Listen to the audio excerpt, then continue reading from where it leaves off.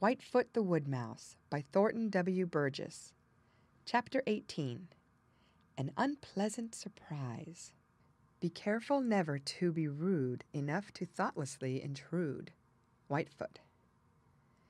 If ever anybody in the great world felt relief and thankfulness, it was Whitefoot when he dodged into that hole in the dead tree just as Butcher the Shrike all but caught him.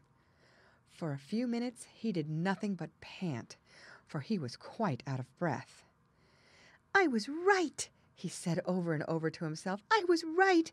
I was sure there must be a hole in this tree. It was one of the old houses of Drummer the Woodpecker. Now I am safe." Presently he peeped out. He wanted to see if Butcher was watching outside. He was just in time to see Butcher's gray and black and white coat disappearing among the trees. Butcher was not foolish enough to waste time watching for Whitefoot to come out. Whitefoot sighed happily. For the first time since he had started on his dreadful journey, he felt safe. Nothing else mattered. He was hungry, but he didn't mind that. He was willing to go hungry for the sake of being safe. Whitefoot watched until Butcher was out of sight. Then he turned to see what that house was like. Right away he discovered that there was a soft, warm bed in it. It was made of leaves, grass, moss, and the lining of bark. It was a very fine bed indeed. My, but I am lucky," said Whitefoot to himself. "I wonder who could have made this fine bed. I certainly shall sleep comfortably here. Goodness knows I need a rest. If I can find food enough near here, I'll make this my home. I couldn't ask for a better one." Chuckling happily, Whitefoot began to pull away the top of that bed so as to get to the middle of it. And then he got a surprise. It was an unpleasant surprise.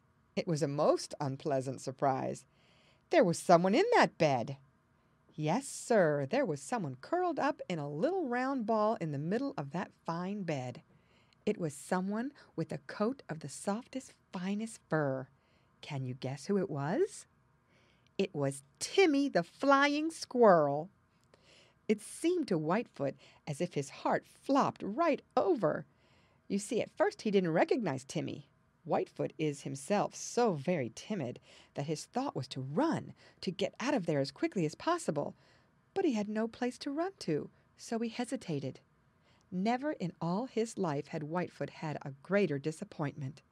He knew now that this splendid house was not for him. Timmy the Flying Squirrel didn't move. He remained curled up in a soft little ball. He was asleep.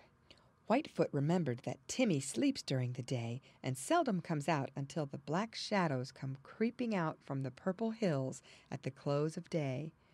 Whitefoot felt easier in his mind then. Timmy was so sound asleep that he knew nothing of his visitor, and so Whitefoot felt safe in staying long enough to get rested. Then he would go out and hunt for another home.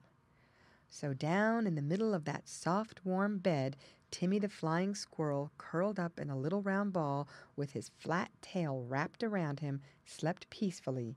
And on top of that soft bed, Whitefoot the Woodmouse rested and wondered what he should do next. Not in all the Green Forest could two more timid little people be found than the two in that old home of Drummer the Woodpecker. Read by Lorraine Montgomery for Lit2Go. On the web at fcit.usf.edu.